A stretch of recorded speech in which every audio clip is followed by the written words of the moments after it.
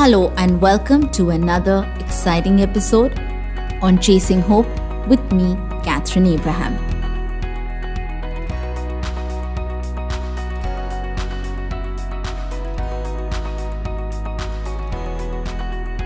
In our previous episodes, we came across a poem called The Pulley by George Herbert.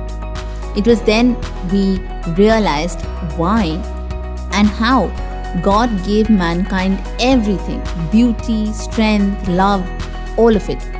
But He kept the crown jewel with Him as a symbol that we were to remember Him.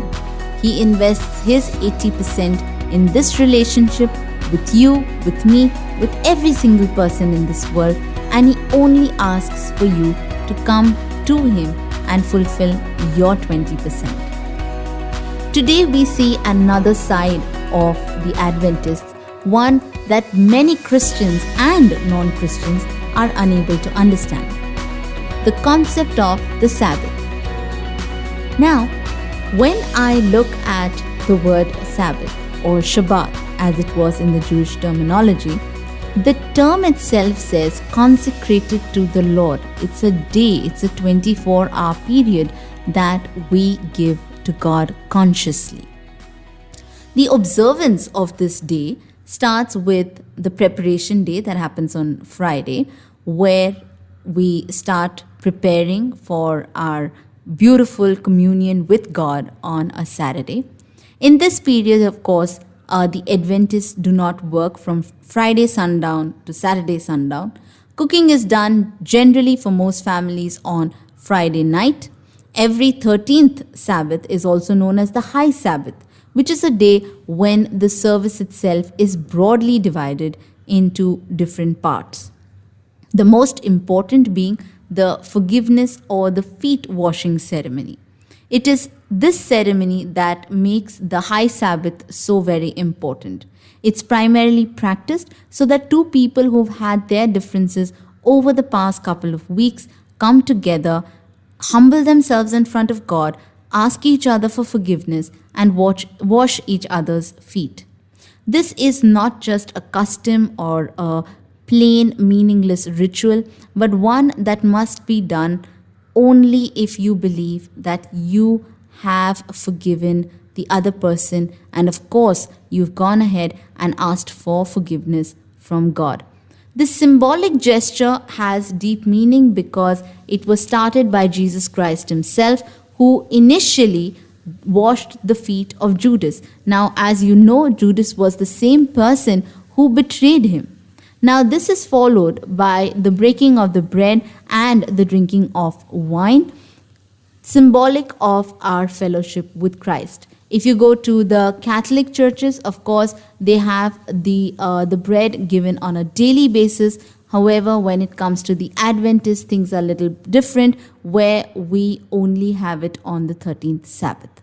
Now, why all of this attention given to this one particular day of the week? Every day is equal. Every day is equally divided into 24 hours. We have our work, we have our rest, which is on a daily basis through the means of sleep and our little naps in the afternoon. Then why the Sabbath? What is the actual reason for adding it there? Remember, God has made it a commandment in the 10 Commandments. Remember the Sabbath day to keep it holy. Now, how do I keep and maintain a day as holy? The fact is that when you look at the Sabbath, it's not just any day of the week. It's not just another day where you are meant to just keep engaged only in prayers. This is a very tiny portion. What God wanted in many ways was, yes, of course, a personal communion with Him. He wanted us to come as a congregation to add meaning and essence to our fellowship with other believers, to sit with them, interact with them, engage in meaningful conversations on God, on the scriptures. But apart from all of this, apart from all of these things, we were also supposed to do one more thing, and that is to accept and adhere to the concept of rest. It is only when we acknowledge that our body is subject to wear and tear that we realize that yes, we need this kind of rest. Now, many of us lead very, very busy lives. If you ask me, I'm probably teaching, or I am making some new podcast, or I am writing. There's something or the other happening throughout my week. And I'm sure that each of you who's listening to this right now has an equally busy week in your own way. But here's the thing, how busy can we really get? How busy can we afford to be? And the answer is simple, not very. We can't afford to put ourselves on the back burner. A lot of people complain quite regularly these days about how their productivity levels have dipped. And the reason? Because their body clock has suddenly shifted thanks to the pandemic. There's no waking up time, there is no sleep time, you just have to be permanently available. And all of this has actually brought down the immunity levels, it's brought down our reason to interact with people. In fact, people are now getting into depression even more often than before. The reason for all of this is the lack of rest. All of this boils down to how much are we respecting our bodies. For a Christian, the body is the temple of God, and hence we have to take care of it. It's a mandate. It's not an option. It's a mandate. So how do we take care of it? We make sure that our time is suitably divided in a way that we have time for our work, and we have time for our rest, and we have time for God. And all of this must be a part, an integral part of our existence as human beings. Now, if you look at Christ himself, primarily if you look at it, he could have denounced his betrayer.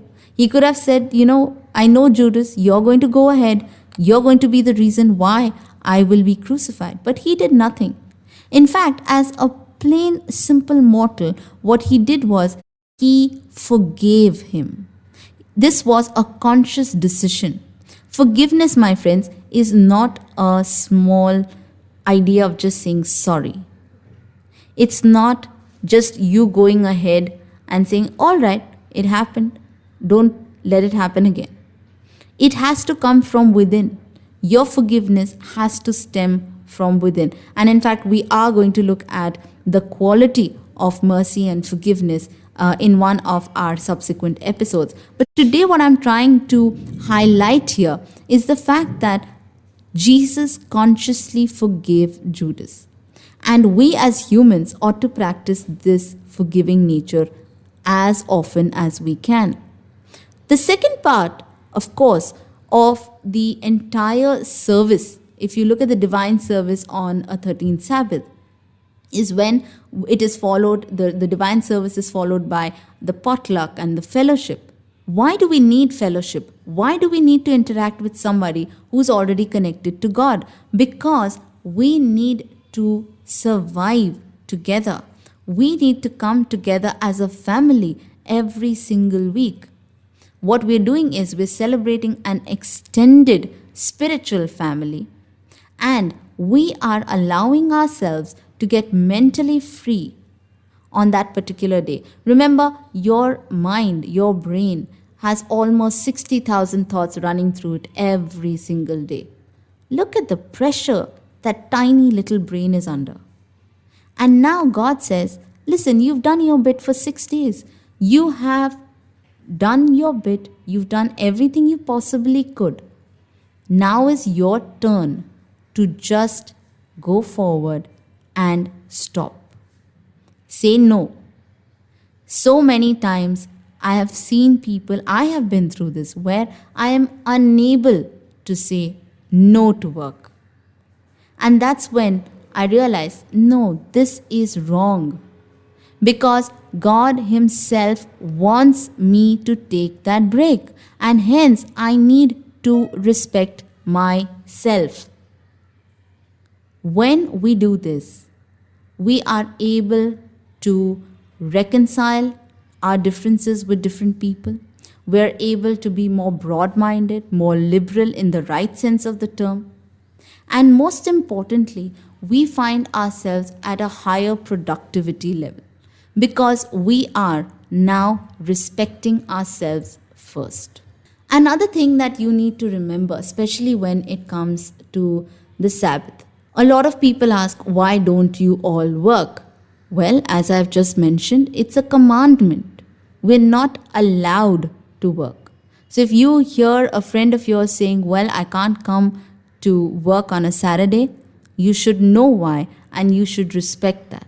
So many times I have actually missed a good opportunity, a good job, just because people were like, so if you're working, we're just changing the day. It's going from Saturday to Sunday. You can always go to church on Sunday. Doesn't everyone go to church on Sunday? The answer is no. Because as far as the change of the Sabbath itself is concerned, we have seen in earlier episodes where Emperor Constantine made sure that he changed the day from Saturday to Sunday. Now, as a human being, I can't change what God has already set for me. And quite frankly, it is wrong to go ahead and worship God on a day He hasn't even asked us to worship Him. Let's not be the Cain of this time. Don't forget the story of Cain and Abel. The reason why God rejected Cain was exactly this. Because God told Cain and Abel that He wanted the sacrifice of a lamb. And while Abel chose to answer God by doing exactly what God wanted, Cain went ahead and said, well, I'm not somebody who has the poultry and I don't want to ask my brother and I don't want to go ahead and get a lamb. I'm a farmer, so I'm going to do exactly what I can. And that is to offer grains. Indirectly, or rather in this case directly, he was disobeying God's command. It's the same thing today. If you choose to transmute your Sabbath from Saturday to Sunday, you're just being the Cain of modern times in a different way. And why then do you expect God to listen to you? Of course, He knows that you need help, but He also has certain rules in place. You can't go to a school and say, oh, my son gets up early even on Saturday, so let's have school on Saturday. Why won't you do that? Because it's a mandate. It's set by the school. The rules are set by an authority. And the only authority in a Christian's life is God Himself. That is how the commitment, the devotion levels, the loyalty, the faithfulness is far higher than any other faith, denomination, religion, call it what you may. Because for us, there's a single authority and we need to listen to Him. And what is He really asking us? He's asking us to take care of ourselves. He's telling us, He's reminding us that we need a break. And this break comes in the form of the Sabbath. So my friends, if you have a friend who says, I can't come for the party tomorrow because it's the Sabbath, please respect it. Please respect the idea that your friend has chosen to spend some time in quiet moments of reflection with God. And that is how you will expand your own understanding of the Christian faith. I hope that this particular episode has been engaging enough that you come back the next time and tune in. And I do look forward to your thoughts, your prayer requests, your suggestions. In case you want me to highlight something in the subsequent episodes, please feel free to get in touch with us on our website www.chasinghopewithcatherine.com. Until the next time, please stay safe, stay indoors as far as possible. Thank you.